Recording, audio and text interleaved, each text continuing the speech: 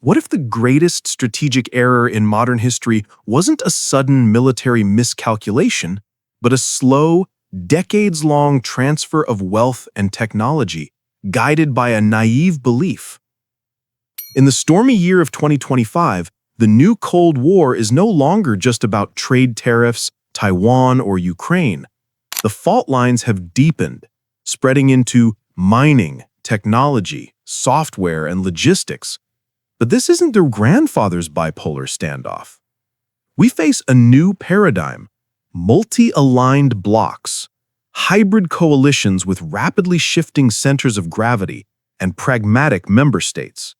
From India's pivot on Russian oil to deep cracks within the NATO economic alliance, the geopolitical landscape is unraveling in ways that defy historical comparison. To understand where we are, we must look back at a fateful decision made 25 years ago, a decision that forged the West's most formidable rival and cemented a $7.5 trillion strategic mistake.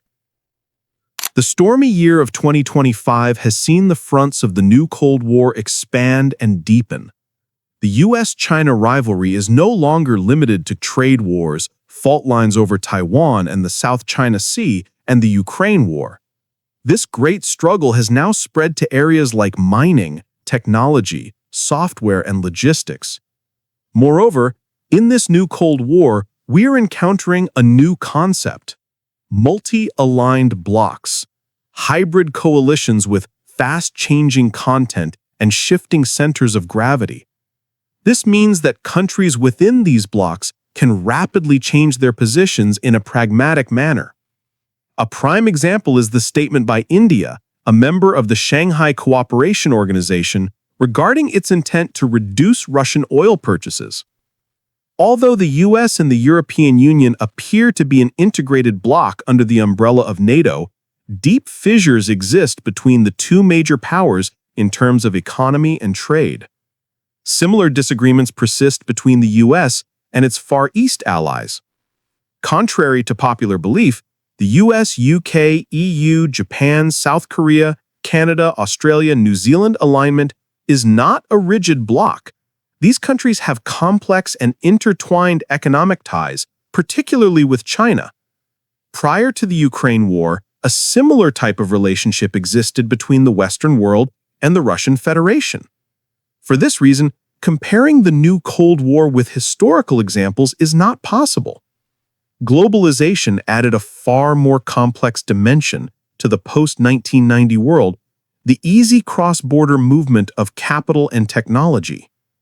In contrast, it was much easier to analyze the competition between the Central Powers, led by the German Empire, and the Entente powers, led by the British Empire, before 1914.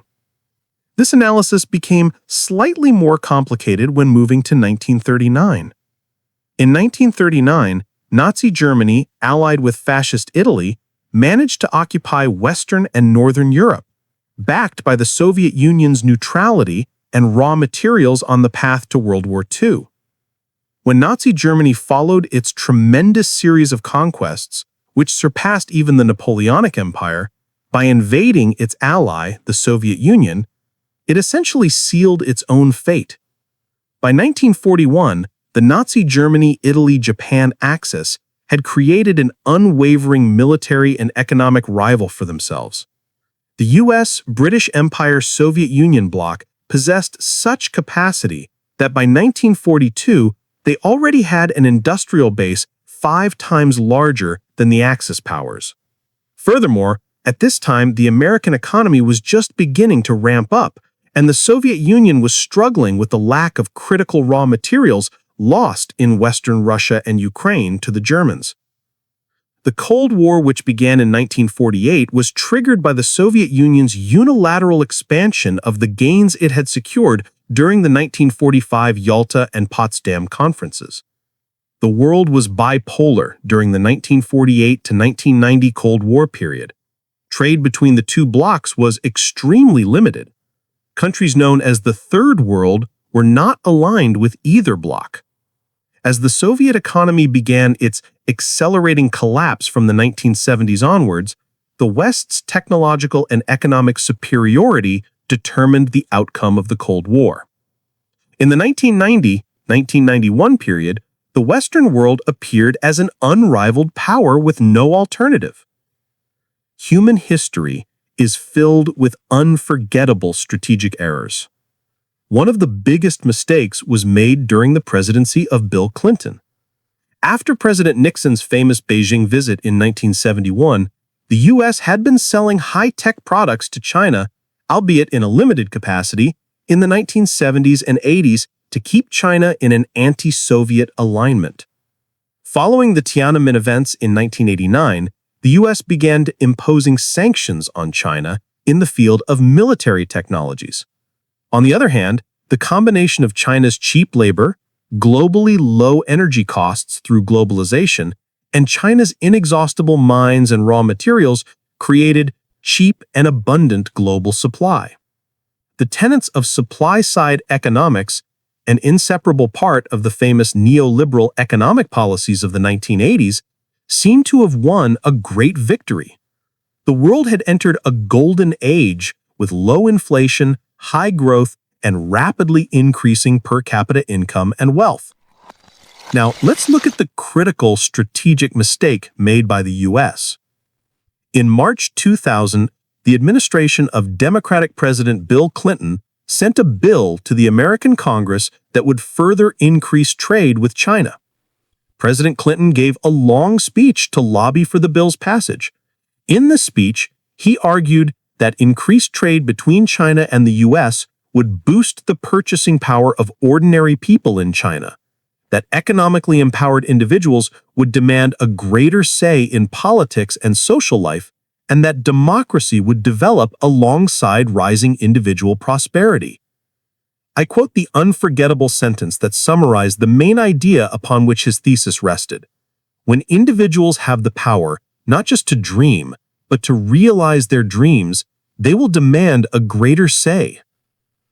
American presidents, starting with Bill Clinton, operated under this fundamental delusion. They directly or indirectly transferred massive amounts of technology to a country nearly the size of a continent. What they didn't transfer, Chinese engineers and technical personnel obtained through reverse engineering. When Bill Clinton gave this speech in 2000, the size of the Chinese economy was about 12.5% of the U.S.'s. China $1.21 trillion, U.S. $10.25 trillion. The cumulative U.S. trade deficit in goods with China between 2000 and 2024 is exactly $6.76 trillion. Considering that the surplus generated by the Americans in the services sector, including financial and software services against China during the same period, totals approximately 0.5 trillion USD, the overall balance of goods and services amounts to a total deficit exceeding $6.25 trillion for the 2000-2024 period. This deficit is not adjusted for inflation. When this amount is roughly brought to the present day, the deficit in the balance of goods and services is equivalent to about $7.5 trillion over the last 25 years. This was the transfer of wealth that would make China the world's second superpower. Attributing China's development over the last 25 years solely to this transfer of wealth and technology would be an oversimplification of this complex process. China's internal reforms and strategic vision contributed significantly to this process. Now, we come to the real critical point. Since this wealth transfer was denominated in US dollars, it pointed to an increased borrowing capacity for the US economy. In other words, with the surplus it generated against the U.S. in the goods and services sector, China was investing in U.S. dollar-denominated assets. These assets were, undoubtedly, U.S. federal and municipal government bonds. A significant portion of the budget deficits incurred by the Western world over the last 25 years was financed this way by Japan and China. These budget deficits not only increased the prosperity of citizens in Western countries, but were also supplemented by the cheap and abundant goods created by China and the Far East. This process is not simply a recycling of trade surplus. While the U.S. incurred massive trade and budget deficits during this period, The resulting trade deficit created an inter-country dollar-denominated debtor-creditor relationship. China's investment of this trade surplus into U.S. bonds, thereby financing the American public deficit, prevented bond yields from rising even as the U.S. debt stock grew. However, transferring such wealth, industrial capacity, and technology to a country the size of a continent, which was ideologically in complete opposition, was a colossal mistake. This error was continued by Democratic President Bill Clinton, 1993 to 2001, Republican President George W. Bush, 2001 to 2009, and Democratic President Barack Obama. The second great mistake, Ukraine. The U.S. administration attempted to reverse this strategic error with President Trump. However, President Trump's first term, 2017 to 2021, was consumed by internal conflicts and political turmoil. Democratic President Joe Biden made the second great strategic mistake.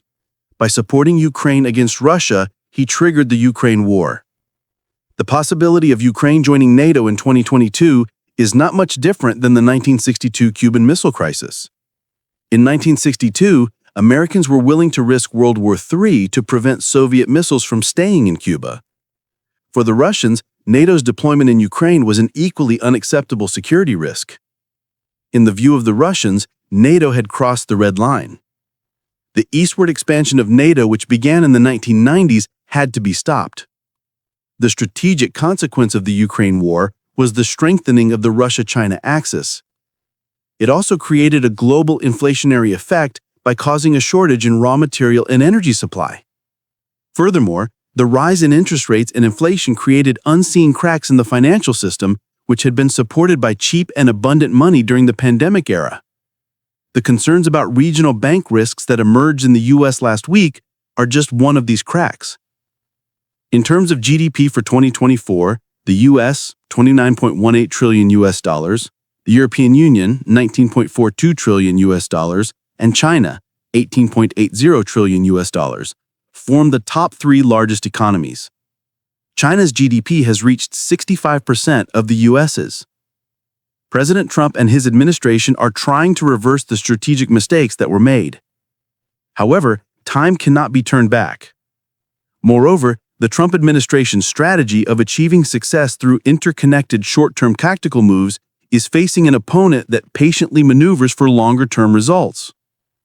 While the Democratic Trump administration operates under the pressure of time within a democratic system, the leader of the Chinese Communist Party has no such issue with time. Although the Western world still maintains its economic and technological leadership, the question of whose favor time is working for remains a big unknown.